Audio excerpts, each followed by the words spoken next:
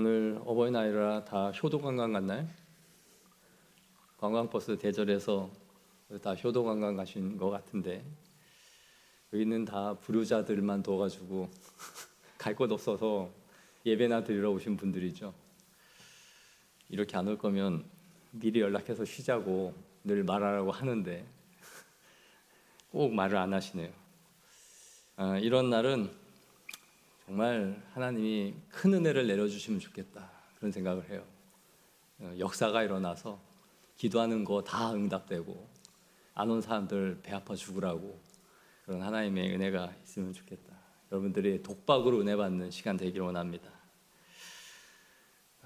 아멘 한 분만 받으세요.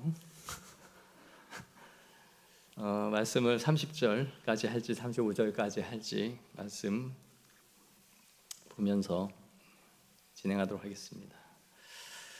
지난 시간에 우리가 살펴본 것처럼 예수님이 마지막 만찬을 제자들과 나누시면서 제자들의 발을 씻기셨습니다. 그분이 진정한 종의 모습으로 제자들을 섬기신 것이죠. 그런데 그 섬기는 가운데서도 예수님의 마음이 쉼이 괴로웠음을 보여주고 있어요. 21절에 보시면 심령이 괴로워 증언하셨다라고 말씀을 하고 있죠. 이 말은 단순히 걱정이 아니라 내면이 뒤틀린 듯한 괴로움을 보여주는 그런 표현입니다.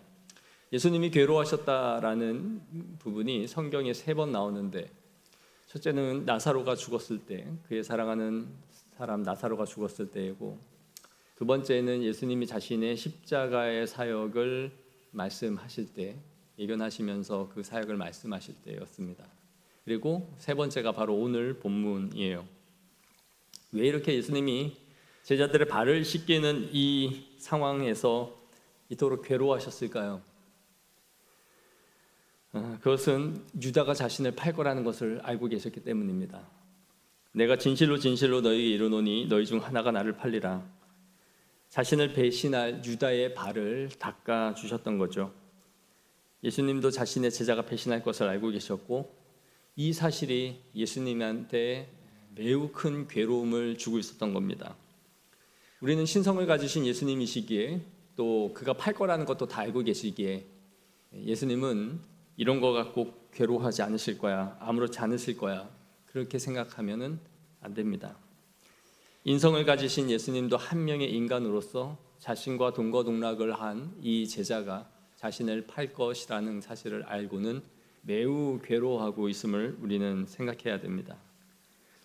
우리도 가장 믿었던 사람에게 배신을 당하거나 내가 없는 곳에서 그 친한 사람이 험담을 하고 다니는 것을 알게 될 때면 어떨까요?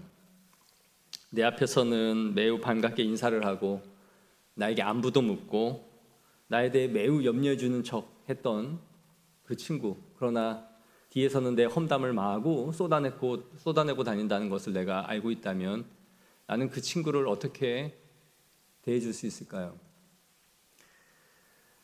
참 그 사람을 보면 이 사람 가증스럽다. 뒤에서 저러고 다니면서 내 앞에서 이렇게 웃고 있다니, 그런 생각을 하지 않을까요? 마지막 만찬을 하시면서 제자들의 발을 씻기는 이 현장에서 예수님은 유다가 하실 일을 알고는 매우 괴로워하고 있는 것입니다. 한 명의 사람으로서 예수님은 매우 고통하고 계신 것이죠. 히브리서 기자는 말합니다. 우리에게 있는 대제사장은 우리의 연약함을 동정하지 못하실 리가 아니요 모든 일에 우리와 똑같이 시험을 받으신 이로되 죄는 없으시니라. 우리와 똑같이 고통을 받은 것입니다. 이것은 우리에게, 성도들에게 얼마나 큰 위로와 힘이 됩니까? 우리의 모든 아픔을 공감하시는 분이 계시다라는 거죠. 그래서 우리는 기도할 때마다 힘있게 기도할 수 있는 거예요. 주님이 우리를 모르시는 게 아니고 우리의 답답하고 억울한 마음과 내 괴로운 심령을 언제든지 토해낼 수 있는 것이 바로 우리 주님도 나의 괴로움의 자리에 다 있어 보셨다라는 것이죠. 예수님이 제자들 중 하나가 자신을 팔 거라고 하시자 제자들은 서로 보면서 의심합니다. 오늘날은 어떻게 보면 참 이 배신 사기가 만연한 시대를 살아가고 있지 않습니까? 서로가 서로를 이용하고 자신을 위해서 정말 수십 년 된 친구 또 동료도 이용하고 배신하는 그런 시대입니다. 신뢰와 믿음이 정말 무너진 그런 시대를 살아가고 있는 것 같아요. 그리고 심지어는 가족 간에도 그런 것들이 다 무너져가는 시대입니다. 그러나 당시 사회 통념에서는 누군가를 배신한다는 것, 그리고 그것도 자신의 스승을 배신한다는 것은 굉장히 보편적이지 않은 일이었을 거예요. 그러자 시몬 베드로가 머리짓을 하면서 그 사람이 누구인지를 예수님께 여쭤보라고 말해요. 머리짓을 하면서 그 사랑하는 자, 사랑하시는 자에게 신호를 보낸 거죠. 학자들은 이 사람을 대부분 요한이었을 것이다 라고 보죠. 당시 유대인들은 평소에는 우리처럼 식탁에 앉아서 식사를 했습니다. 그런데 유월절 식사를 할 때는 서로에게 몸을 기대어 식사를 했어요. 그래서 우리가 잘 아는 레오나르도 다빈치의 최후의 만찬이라는 그림은 어떻게 보면 그 장면을 제대로 구현해내지는 못한 거죠. 한 사람이 한 사람의 품에 의지하여 거의 한 팔을 제껴서 눕다시피 하면서 식사를 했던 거예요. 아마 당시에 U자형 테이블을 썼을 것 같고, 그리고 맨 그 상단에 예수님이 앉으셨고 한쪽에 6명, 한쪽에 6명씩 제자들이 평행을 이루어서 앉았을 겁니다. 그리고 요한은 예수님의 바로 옆에서 식사를 하는 특혜를 누렸던 거죠. 그리고 예수님의 품에 의지해 있었던 거예요. 그의 얼굴이 예수님의 가슴에 묻힐 만큼 기대어 있었던 겁니다. 그만큼 예수님과 가까웠다는 걸 보여주죠. 우리는 여기서 이 요한이 이 사도 요한과 유다를 대조하여 보여주고 있는 것을 볼 수 있어요. 예수님을 팔고자 계획을 세우고 있는 한 명의 제자와 그의 품에 의지하여 얼굴을 묻고 기대어 있는 요한의 모습을 극명하게 대조해주고 있는 것이죠. 그러면서 이 성경, 이 복음서를 읽는 독자들에게 한 가지의 질문을 하게 만들어주는 겁니다. 너는 유다와 같은 제자이냐 아니면 예수님께 사랑받는 그 제자이냐라는 것을 스스로에게 묻게 만들어주는 거예요. 이 두 사람 가운데 당신은 어떤 제자인가? 가룟 유다는 분명 12 제자들 가운데 뛰어나고 인정받았던 사람이 분명합니다. 그는 우리가 잘 아는 것처럼 재정을 맡은 사람이었어요. 우리도 재정을 아무에게나 맡기지 않죠. 분명히 머리가 좋고 믿음직스러운 사람에게 맡기는 겁니다. 이렇게 충성된 사람이기에 제자들 중에 그 누구도 예수님을 유다가 팔 거라는 것을 예상하지 못했던 거예요. 베드로는 예수님의 품에 있는 요한에게 머리짓을 하여 여쭤보게 하자 요한은 예수님께 누구인지를 묻습니다. 그러자 예수님은 내가 떡 한 조각을 적셔다 주는 자가 그라고 말씀하세요. 이 말씀은 공개적으로 제자들이 다 듣도록 하신 말씀이 아니었을 거예요. 그의 품에 의지하여 있는 요한만 들을 수 있도록 예수님은 은밀하게 이것을 전달했을 것으로 보여집니다. 왜냐하면 다른 그 누구도 이 말을 들은 사람이 없고 또 눈치를 챈 사람이 아무도 없었던 거예요. 이렇게 누군가에게 떡을 주는 행위, 그것은 그 친구에게 호의를 베푸는 행위였어요. 우리도 식사를 하면 정말 친한 사람에게 이거 한번 먹어봐 하면서 음식을 밥 위에다가 맛있는 반찬을 올려주지 않습니까? 예수님은 이 유다에게 떡을 소스에 잘 묻혀서 찍어줌으로써 친근함의 호의를 그에게 베풀어줬던 거예요. 아마 예수님은 이 떡을 그에게 주면서 지금이라도 늦지 않았으니 돌이키라라는 마음이지 않으셨을까요? 내 사랑하는 친구요, 지금도 너가 늦지 않았으니 돌이키라. 유다는 이 호의를 잘 받아들입니다. 좋은 친구에게 베풀어주는 하나의 표시를 그도 예수님께 주죠. 어떻게 해요? 참 아이러니하게도 유다는 예수님을 팔 때에 사랑의 입맞춤으로 예수님이 누구인지 로마 병사들에게 알리는 표식으로 사용합니다. 예수님이 그에게 떡을 넘겨주면서 호의를 베풀어 준 것처럼 그는 사랑의 입맞춤으로 예수님을 팔아 넘기는 것이죠. 정말 큰 사랑을 악으로 갚는 법이 뭔지를 유다는 너무나 잘 알고 있었던 것 같아요. 우리는 누가 진정한 예수님의 제자인가 하는 것을 이 본문을 통해서 생각해 보게 하죠. 예수님이 가라지와 알곡의 비유를 우리에게 말씀해 주신 것처럼 공동체 안에는 참 제자와 거짓 제자가 함께 공존하고 있는 것입니다. 우리는 그것을 알 수 없어요. 그것은 직분이나 신앙의 연수나 그 사람의 헌신의 정도에 의해서 보여지는 것이 아닌 것 같아요. 예수님은 유다에게 네가 하는 일을 속히 하라 말씀하십니다. 이 말을 들을 때에 주변 제자들은 그 누구도 예수를 팔라라는 말이라고 생각하지 않았던 거예요.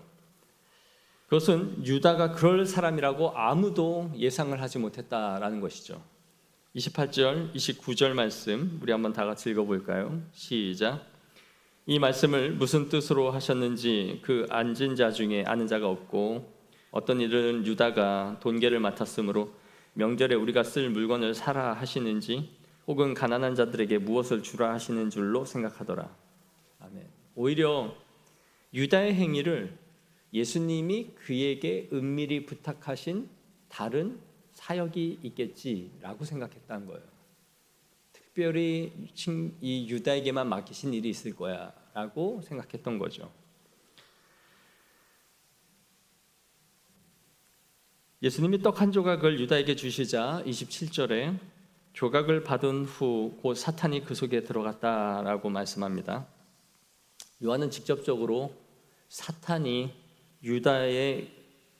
유다를 자신의 도구로 삼았다라는 것을 언급하고 있어요.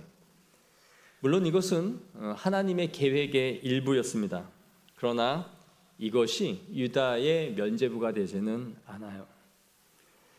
유다는 예수님의 공생의 기간에 함께하면서 그 누구보다도 예수님의 말씀을 들었을 것이고 제자들이 둘씩 짝을 지어 파송하여 복음을 전하라고 보냈을 때에 수많은 기적의 역사들이 일어나죠.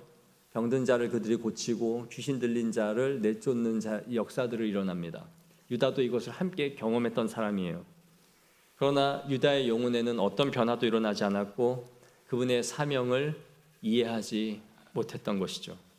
그리고 결국 이런 마음을 알고 있는 사탄은 유다를 사용하여 예수님을 팔 계획을 자신의 일을 이루는 도구로 삼은 것입니다. 애굽의 바로 왕처럼 유다는 스스로 완악하게 하여 예수님을 팔기로 결정을 한 것이고 사탄은 이런 유다의 마음, 탐욕을 이용하여 예수님을 팔도록 역사한 것입니다. 그러므로 우리의 인생, 우리의 삶이라는 것은 두 가지의 길만 선택만 있을 뿐이에요. 하나는 하나님의 손에 붙들려 거룩한 도구로 쓰임받는 것과 또 다른 하나는 사탄의 악한 도구로 사용되는 것이에요. 우리가 어떤 제자, 어떤 길을 가고 있는지를 성경은 계속해서 묻고 있는 것이죠. 너는 어떤 제자이냐? 똑같이 시작했고 똑같은 선상에 있었으나 예수님의 사랑을 똑같이 받았고 그분의 은총을 누렸지만 너는 어떤 길을 가고 있는지를 우리에게 묻고 있는 것이에요. 이런 것을 보면 사역을 우리가 하면서 주의를 감당하면서 한편으로는 위로를 받기도 하고 한편으로는 마음을 내려놓기도 합니다. 예수님께 가르침을 받고 동거동락을 한 제자가 예수님의 제자들 가운데서도 끝까지 변화되지 않은 사람이 있었다는 것은 우리의 사역의 애씀과 수고와 땀 흘림 이 모든 것들이 선한 결과로서만 나오는 것이 아니다라는 것을 보여주기 때문이에요. 그러므로 우리는 실망하지 말아야 됩니다.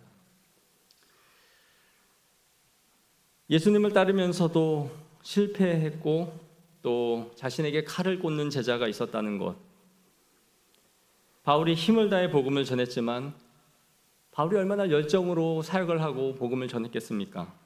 그러나 그 사람들 중에는 끝내 세상을 사랑하여 떠나간 데마라는 사람이 있었음을 성경은 말해주고 있죠. 우리가 사역을 하면서 그 사람의 문제를 위해서 수고하고 기도하고 애쓰고 신방하고 또 많은 마음을 들이죠. 그러나 그들이 끝까지 변화되지 않을 수 있어요. 그리고 결국 자신의 문제가 또 평탄해지고 순탄해지자 제갈 길을 찾아 신앙을 버리고 떠나가는 사람들이 있죠. 목회자로서 또 여러분들이 영혼을 섬기는 사람으로서 이런 것을 볼 때마다 허탈하다 라는 생각을 갖지 않을 수 없습니다. 힘이 빠지고 맥이 쭉쭉 빠지는 일들이 벌어질 거예요. 그러면서 목회자는 이 설교가 과연 무슨 의미가 있을까? 한 사람에 대한 애씀과 수고가 과연 어떤 의미가 있을까?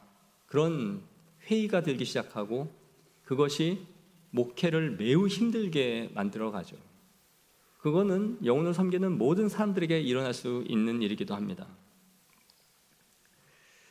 오랜 신앙생활과 섬김에도 변화되지 않고 신앙을 저버리는 사람들을 마주할 때마다 우리는 상처를 받을 수 있어요.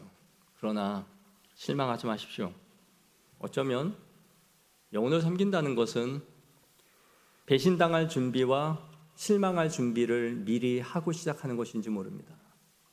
그리고 이 시대는 더 많은 유다와 데마 같은 사람들이 있다라는 것을 생각해야 돼요. 마지막 때에 너희에게 믿음을 보겠느냐 하신 것처럼 이 시대가 점점 사랑이 식어가고 말세 때가 되어가면서 배교가 더욱더 거세질 것이기 때문이에요. 그러나 기억하십시오. 하나님은 이런 몇몇 가라지들, 유다 같은 사람들에 의해서 절대 무너지지 않습니다. 하나님은 지금도 참된 제자들을 통해서 주님의 일을 이루어 가시는 줄을 믿으십시오. 그리고 그 일을 위해 수고해야 됩니다. 유다가 예수님의 말씀에 그가 하려던 계획을 실행하기 위해 밖으로 나가요. 30절에 유다가 그 조각을 받고 곧 나가니 밤이러라. 우리가 요한복음을 계속 살펴본 것처럼 요한복음에서 밤은 중요한 문학장치 중에 하나라고 말씀을 드렸죠. 이것은 단순히 시간적인 밤이 아니라 유다의 영적인 상태를 지금 보여주고 있는 것입니다. 물리적인 시간적인 밤임과 동시에 빛의 아들들이 되라 라고 하신 예수님의 말씀과 역행하고 있는 유다의 길을 보여주는 거예요.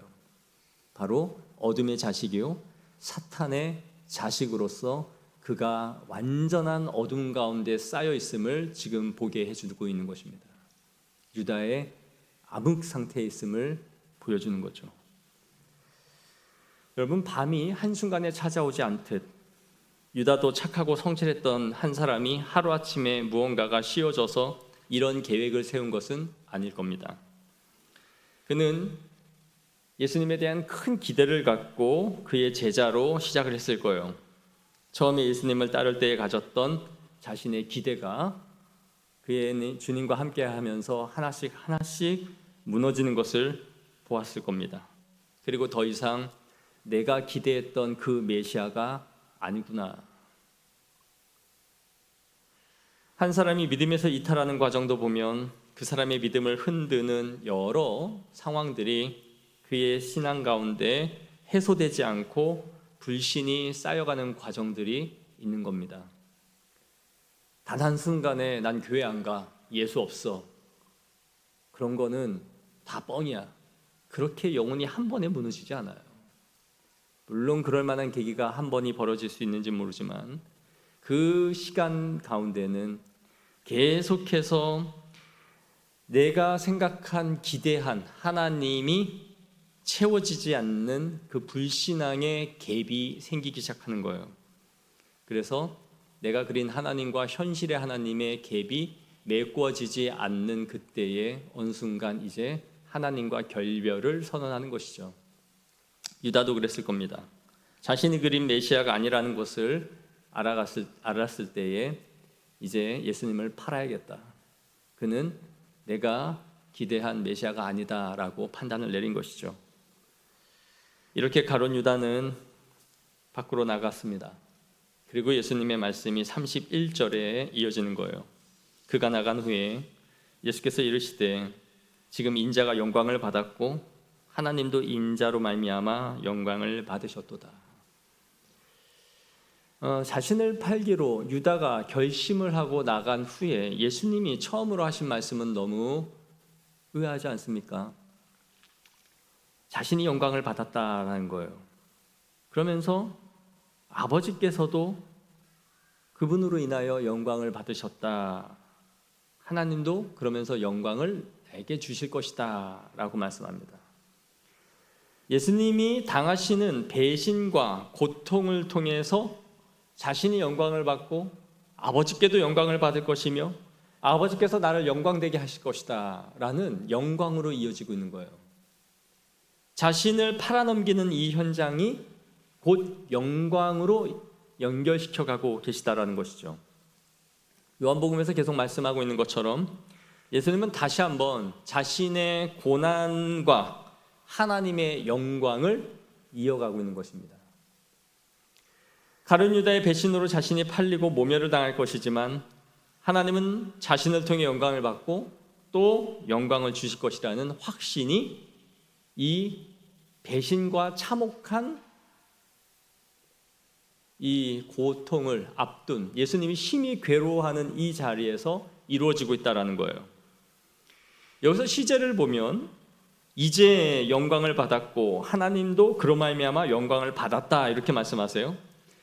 원래는 우리가 생각할 때 하나님이 영광을 받으실 것이고 하나님은 그로 말미암아 영광을 주실 것이다 이렇게 미래적으로 말해야 되지 않을까요?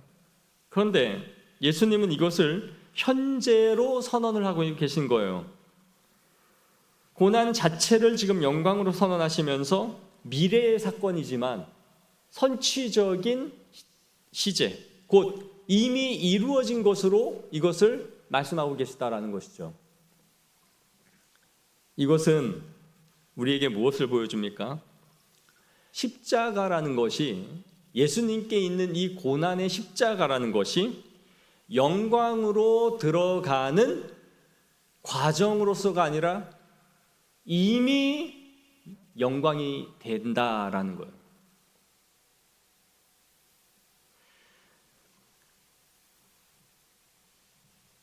우리가 당하는 많은 어려움과 고난들이 있죠. 주님의 일을 하면서 당하는 일들이 분명히 있습니다. 그런데 우리는 이렇게 참죠. 주님께서 우리에게 상급을 주실 거야. 이걸 통해 우리를 영광되게 하실 거야. 그리고 그 과정 가운데 있을 거야. 참 좋은 생각입니다. 맞습니다. 십자가는 우리가 가진 십자가는 영광으로 들어가는 길목이자 문이에요. 그러나 우리가 여기서 지금 예수님의 말씀에서 생각하며 한 걸음 더 나아가야 되는 것은 지금 우리의 삶을 하나님이 받으시고 우리를 지금 영광되게 하신다라는 거예요. 다시 말해서 영광으로 나아가는 미래적인 우리가 미래에 얻을 하나님 나라에서의 영광만이 아니라 지금 우리가 받는 이 고난과 어려움, 십자가를 짐으로써 사명을 감당함으로써 내가 지금 처해 있는 이 고난 자체가 영광이다라는 거예요. 무슨 의미인지 아세요? 무언가를 우리가 다 마치고 고난의 이 길을 통해 영광을 얻을 것이야 라는 미래적인 관점, 그것도 좋은 것이지만 더 중요한 것은 지금 내가 이 사역을 감당하면서 오는 이 아픔과 고통을 하나님은 이미 영광을 받으셨고 우리를 영광되게 하고 계시다라는 거예요. 그걸 믿으셔야 돼요. 그래서 모든 순교자들은 한결같이 순교하여 죽는 것을 영광으로 여겼던 거예요. 나 같은 인간이 주를 위하여 죽을 수 있다는 것을 매우 영광되게 여기면서 찬양하며 죽었던 이유가 바로 거기에 있는 거예요. 내가 주를 위하여 고난을 받는 것이 영광이다라는 거죠. 이게 영광이 아닙니까? 여러분 직장 생활해도 더러운 꼴 많이 당하지 않아요? 맞잖아요. 싫은 소리 듣고 보고서 잘못 썼다고 그러고 일 처리 잘못했다고 그런 소리 다 듣고 살아요. 어디 가도 쉽게 살지 못합니다. 그러나 주님 일 하면서 받는 고난은 주님 일 하기 때문에 받는 거예요. 그래서 영광스러운 거예요. 주님의 십자가를 지기 때문에 받는 고난이기 때문에 이것은 영광된 거예요. 우리가 주를 잘 믿는 것 때문에 누가 나한테 욕을 하고 괄시하고 나를 무시한다면 이 자체가 영광이잖아요.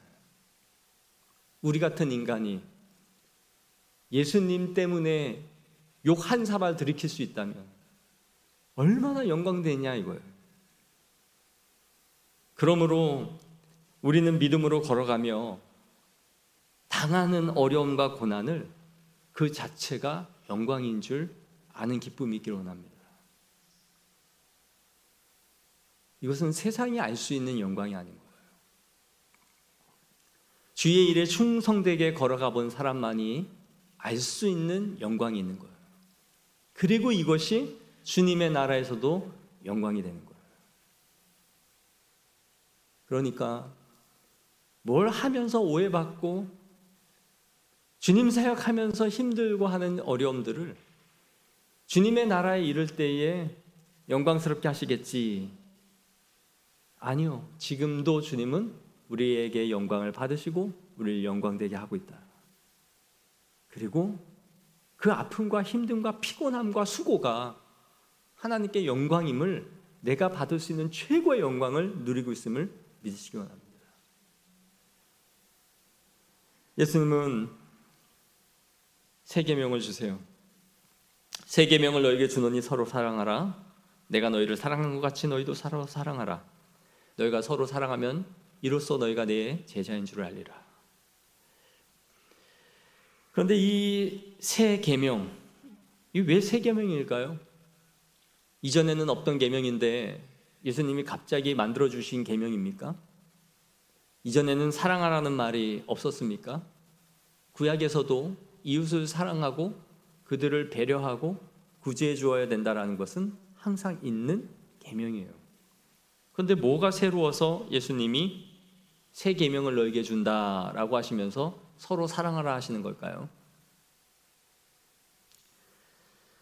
구약에 이 사랑하라는 말씀은 명령과 당위로서는 있었지만 그 누구도 이 사랑을 보여준 사람은 없었어요.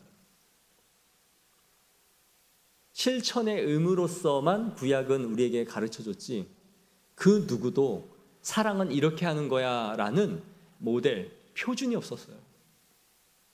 그러나 이제 예수님은 십자가를 통해서 온전한 사랑이 무엇인지를 너희에게 보여줄 거다라는 거예요.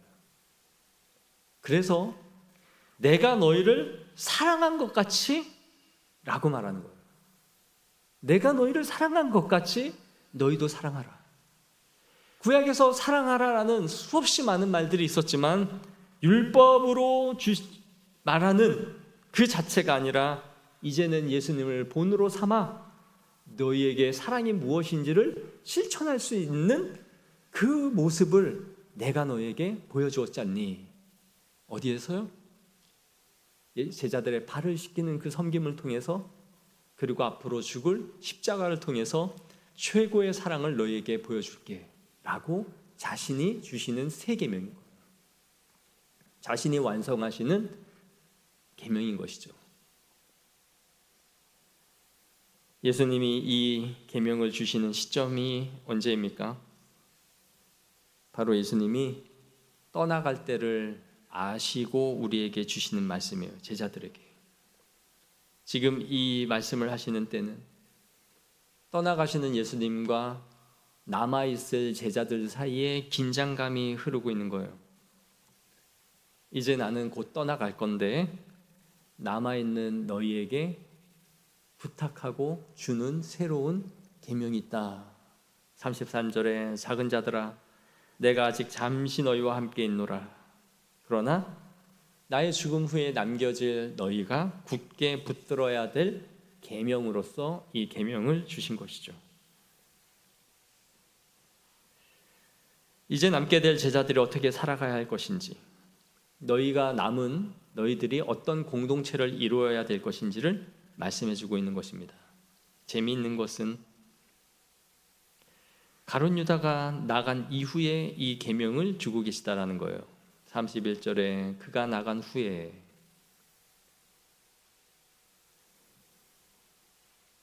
참된 제자들이 갖추어야 될, 지켜야 될 것이 바로 예수님의 사랑임을 보여주는 거죠. 너희가 서로 사랑하고 아끼는 것을 통해 저들이 그리스도인이며 너희가 나의 참 제자임을 알게 될 것이다 라는 말씀입니다. 참 제자가 아니고서는, 그리스도인이 아니고서는 사실 사랑을 할 수가 없는 겁니다. 왜냐하면 예수님의 사랑을 받아본 적이 없기 때문이에요. 가룟 유다도 예수님의 사랑을 받았지만 그것을 자신이 받지 못했기 때문에 예수님을 팔아넘기는 거죠. 믿음의 공동체만이 예수님의 사랑을 많이 받은 사람들이고 그 사랑이 어떻게 흘러가야 되는지를 이해할 수 있는 사람들인 거예요. 세상이 사랑한다 하나 온전한 사랑은 못합니다. 구제도 하고 사업에 성공한 사람들이 나는 다른 사람들에게 기부도 할 수 있을지 모르지만 그들이 생각하고 있는 사랑의 방식과 예수님이 말씀하신 사랑은 질적으로 완전히 다른 거예요. 오늘날 교회의 분쟁과 다툼은 항상 세상 사람들에게 우리가 손가락질 받는 원인이 되죠. 너희들도 서로 사랑하지 않으면서 누가 누구에게 사랑하라고 말하느냐라는 질문을 우리가 받게 되는 겁니다. 여러분, 우리가 성경 공부를 하는 이유가 뭡니까? 교리 공부를 하는 이유가 뭡니까? 또 모여서 기도를 하는 이유는 뭡니까? 성경을 읽는 이유는 뭡니까? 그건 딱 하나입니다. 사랑을 하기 위해서요. 사랑하려고 배우는 거예요. 더 잘 사랑하려고 배우는 거예요. 그게 유일한 목적이에요. 신학을 열심히 하는 것도, 우리가 공부를 하는 것도, 나눔을 하는 것도, 공동체를 이루는 것도 사랑을 하려고 하는 거예요, 사실. 더 완성되고 더 성숙한 사랑을 위해서 열심히 부지런히 배우는 거예요. 그게 목적이에요. 왜냐하면 사랑이 없으면 울리는 꽹과리가 되고 천사의 말을 한다 할지라도, 내 몸을 불사르게 내어준다 할지라도 사랑이 없으면 아무것도 아니기 때문에 우리가 더 잘 사랑하려고 배우는 거예요. 그래서 모든 사랑이 율법을 완성시키는 거예요. 이 목적을 항상 잃어버리면 안 돼요. 많이 배워서 남을 판단하고, 많이 배워서 남을 비판하고, 많이 배우면서 남을 재단하고, 뭐가 옳니 그르니 따질 수는 있지만 우리 안에 사랑이 식는다면 내가 헛배우고 거꾸로 가고 있구나, 그걸 깨닫는 거예요. 그 사랑을 성숙하게 실천하기 위해서 배우는 것입니다. 예수님은 그 사랑의 온전함을 보여주셨는데 어디까지 보이셨는가? 가룟 유다의 발을 씻기는 것을 통해서 보여주신 거예요. 그들을 사랑하시되 자신의 사람들을 끝까지 사랑하셨다라는 이 말씀을 통해서 예수님이 원수를 사랑하라, 어디까지 사랑해야 되는지를 이미 보여주신 거죠. 너의 등에 칼을 꽂으려고 준비하고 칼을 갈고 있는 그에게 너의 등을 대어줘. 그것이 바로 산상수훈의 말씀이 아니었습니까? 왼쪽 뺨을 때리며 오른쪽 뺨을 돌려대고 겉옷을 달라 하는 자에게 속옷까지 내어줘라. 네가 나를 팔려 한다면 기꺼이 내 살과 피를 너에게 찢어주겠다라고 하는 데까지 간 거죠. 그러면서도 예수님은 유다의 존재를 끝까지 드러내지 않으셨습니다. 그의 명예를 보존해 주신 것 같아요. 유다가 밖에 나가고 나서 저 같으면 그 자식이 저 새끼다, 나를 팔놈이 지금 나갔다 했을 텐데 예수님은 끝까지 말씀을 하지 않으시죠. 끝까지 그의 명예를 보존해 주신 거예요. 말씀을 맺겠습니다.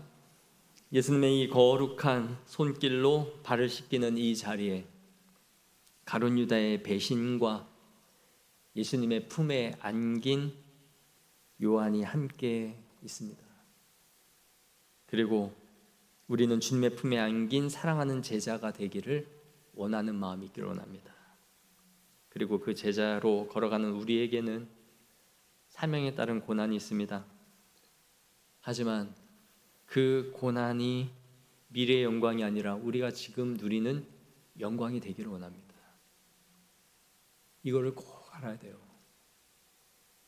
우리가 미래 차원에서만 생각하면 우리는 지칩니다.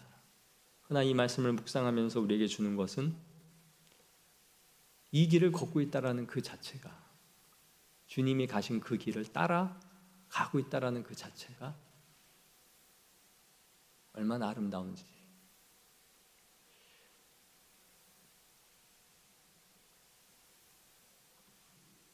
그 자체가 주님의 제자이기 때문에 받는 영광인 것이죠.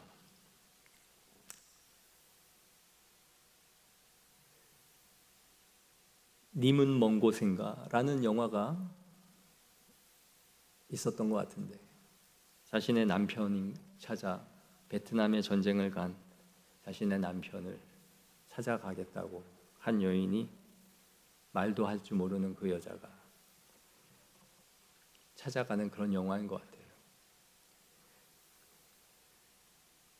그리고 그 남편이 지나간 그 자리를 계속 따라가면서 남편이 간 곳이다, 이곳에 있었구나 하면서 계속 그 자취를 따라가죠. 우리가 주님의 걸어가신 길을 밟고 따라가고 있다는 것만으로 이 자리에 우리가 왜 성지순례를 가고 싶어 합니까? 오늘날은 관광처럼 됐지만 옛날에는 일생의 성지순례를 하는 이유가 예수님이 가신 그 길을 걸어가면서 참회를 하고 은혜를 받기 위한 수단으로 간 거죠. 몇 발자국씩 걸으면서 엎드려 절을 하기도 하는 사람들도 있었고, 그래서 일생에 돈을 모아서 성지순례를 하고 죽는 것을 목적으로 삼던 그런 때가 중세에는 있었습니다. 그들이 그 길을 가면서 누린 거는 이 길을 주님이 걸어가셨구나, 이렇게 주님도 살으셨겠구나 하는 것을 느끼는 거죠. 그분의 정치와 감정을 그 안에 녹이고 싶어 하는 거죠. 우리가 그런 겁니다. 진정으로 주님을 사랑하면 주님도 이렇게 걸어가셨겠지 하면서 걸어갈 수 있는 은혜와 힘이 우리에게 생기는 것입니다. 서로 사랑하라 하신 이 말씀이 이 공동체를 유지시키는, 또 교회가 하나님의 자녀이고 우리가 그분을 따르는 제자임을 입증해내는 유일한 힘은 바로 사랑인 줄 믿습니다. 그러므로 무엇을 배우고 무엇을 하든지 그 사랑으로 그 우리의 신앙을 보여줄 수 있는 그런 공동체가 되어지기를 소망합니다. 기도하겠습니다. 하나님 아버지, 오늘 이 말씀을 우리의 마음 가운데 새기며 우리가 주님의 참된 제자로 주님의 품에 안긴 그 제자, 주님의 사랑받는 제자가 되게 하옵소서. 주님의 말씀을 듣고 같은 자리에서 섬기며 주님이 행하시는 역사를 행하며 보고 경험했으면서도 전혀 다른 길을 걸어가는 이 모습이 우리의 교회 안에도 항상 있습니다. 하나님께서 우리를 빚으시고 주님의 사명자리로 인도하옵시며 또 그것을 통해 영광 받으실 것을 믿고 또 우리에게 주신 이 계명을 몸소 실천하여 사랑할 수 있는 은혜와 힘을 허락하여 주옵소서. 전능하신 예수 그리스도 이름으로 기도하옵나이다. 아멘.